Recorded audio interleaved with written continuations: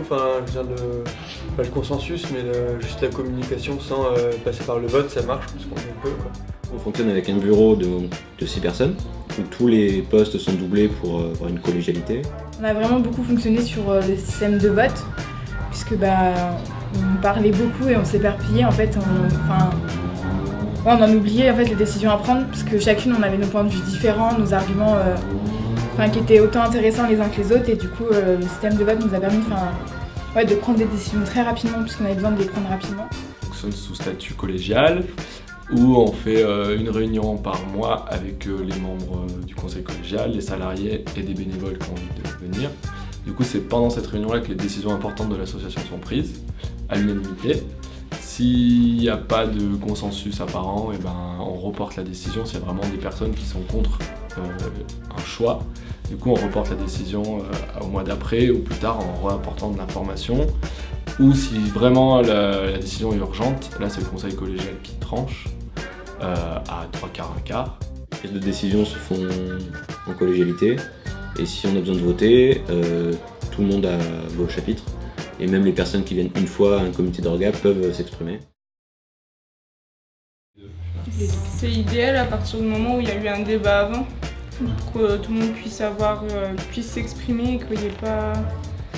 que chacun puisse donner son point de vue, et qu'après, à partir du moment où il y a un vote, que chacun puisse avoir le même... une personne égale une voix. Il y a toujours un moment où si tu donnes beaucoup d'informations, les gens ça va les saouler. Si t'en donnes pas assez, du coup ils peuvent pas forcément se positionner parce qu'ils n'ont pas assez d'informations et tout ça. Ce qui est compliqué, c'est vraiment trouver justement quels outils, quelles méthodes pour que chacun puisse avoir l'information, le même niveau d'information, et pour après parler en conséquence des votes. Par exemple, les jeunes qui ont moins l'habitude de prendre la parole puissent avoir le même temps de parole et ne se fassent pas couper la parole par des personnes un peu habituées à la prise de parole comme les institutionnels ou les entreprises, et que chacun puisse donner son avis sur le projet et qu'il n'y ait pas des figures d'autorité qui se dégagent et du coup que ça sape un peu la philosophie de base du projet, quoi. Le climat de bienveillance, instaurer des temps informels pour que les gens apprennent à se connaître, pour qu'après ils puissent s'exprimer sans se sentir jugés, ça c'est hyper important. D'avoir une sorte d'empathie des points de vue de chacun, pour se dire que s'il y a des gens qui sont vraiment pas d'accord avec une décision, c'est que ça les touche et que c'est propre à eux.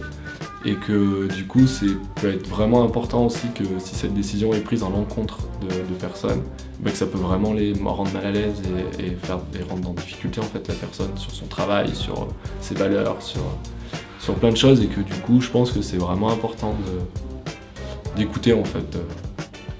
Mais c'est compliqué aussi du coup, parce que des fois on est pris par un truc, on a trop envie de le faire, et du coup, voilà. Mais voilà, du coup c'est important je pense aussi. Et puis vice versa, c'est important s'il y a des gens qui ont vraiment envie de faire des choses et que d'autres gens se disent moi j'ai moyennement envie, mais du coup, vas-y, si ça me touche pas personnellement moi, c'est pas grave, on le fait quoi. Un accord qui laisse pas de côté une personne. Non, pour moi, c'est vraiment que la parole de chacun soit écoutée et que tout le monde ait la même place, le même rôle, le même statut, une équité entre les personnes. Une prise de décision collective qui satisfait tout le monde.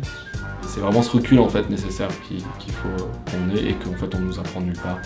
La communication, d'avoir du recul sur les autres, l'empathie et tout. On nous apprend pas trop ça ni à l'école ni ailleurs. Et du coup c'est plutôt ça qui est intéressant je pense. C'est un vrai travail collectif et individuel, quoi.